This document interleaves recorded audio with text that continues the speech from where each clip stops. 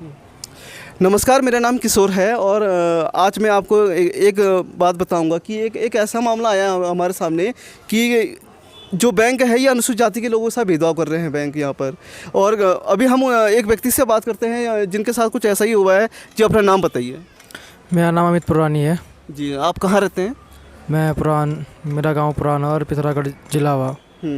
तो बताइए कि ये क्या मामला है, ये बैंक का क्या मामला है, ये आप थोड़ा मुझे बताइए। मैं एक पढ़ा लिखा व्यक्ति हूँ और न सरकार बैकलॉग खोल रही है, हमने साथ बिज़नेस कर लें तो लोन लेने के लिए हम बैंक के पास गए। पहले बैंक मैनेजर साहब बोलते हैं कि मयंक पांडे उनका नाम है, बोलते हैं कि लोन आपको मिल जाएगा, आप कागज़ बना के लेके आइए। और फिर इंटरव्यू होता है, सब कुछ प्रोसेस होती है।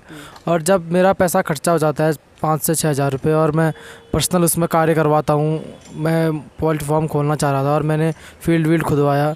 और जब मेरा आधा काम हो गया तो उसके बाद जो बैंक मैनेजर साहब बोलते हैं कि तुम्हें लोन नहीं मिलेगा, नकार दिया जाता है मुझे और मेरे साथ झूठा वादा किया जाता है और मेरे पैसे खर्चे किए जाते हैं। और मेरे साथ नहीं, हमारे समाज के कई सारे लोग हैं जिनके साथ ऐसा जातिगत दुर्व्यवहार हुआ है। और हमारे साथ में और लोगों के भी लोन हुए थे, उनके पास हुए। लेकिन मुझे लगता है ये जातिगत मानसिकता ही है जो हमें लोन नहीं दिया गया। ये बैंक कहाँ है, ये कहाँ पर बना है? ये जाक का बैंक है, जाक पे प्रॉपर।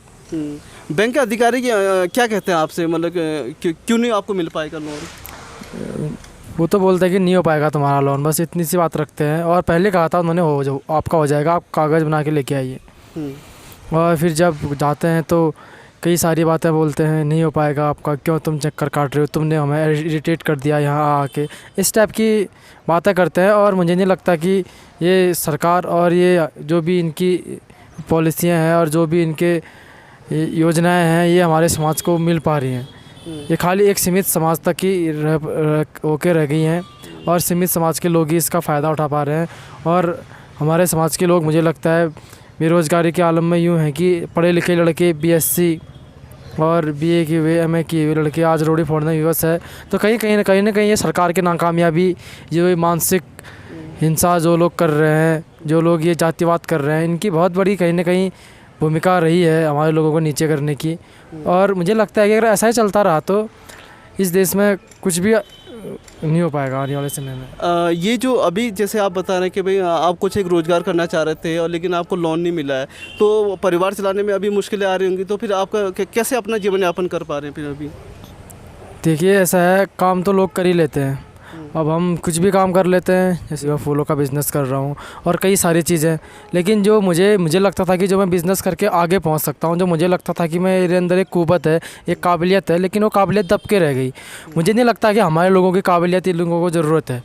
आज अगर इस देश का अगर पीछे होने का राज है तो वो ये है कि जो जातिगत तौर पे देश का पीछे होने का सबसे बड़ा रीज़न है। क्योंकि अगर हमें यहाँ पे बिज़नेस करके कुछ आगे बढ़ जाता और जो हमारे लोग होटल वगैरह भी खोलते हैं तो होटल नहीं चलते, तो कहीं ना कहीं ये मनोवादी विचारधारा के लोग हैं जो देश में जातिगत रूप में दुर्व्यवहार करके देश को पीछे करने का काम कर रहे हैं।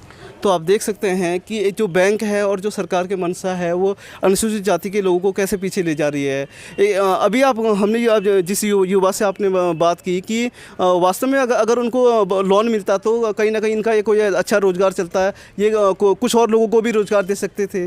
लेकिन लोन ना मिलने के कारण इनका जो भी सपना था, जो भी एक सोच थी, वो अभी ख़त्म हो चुकी है।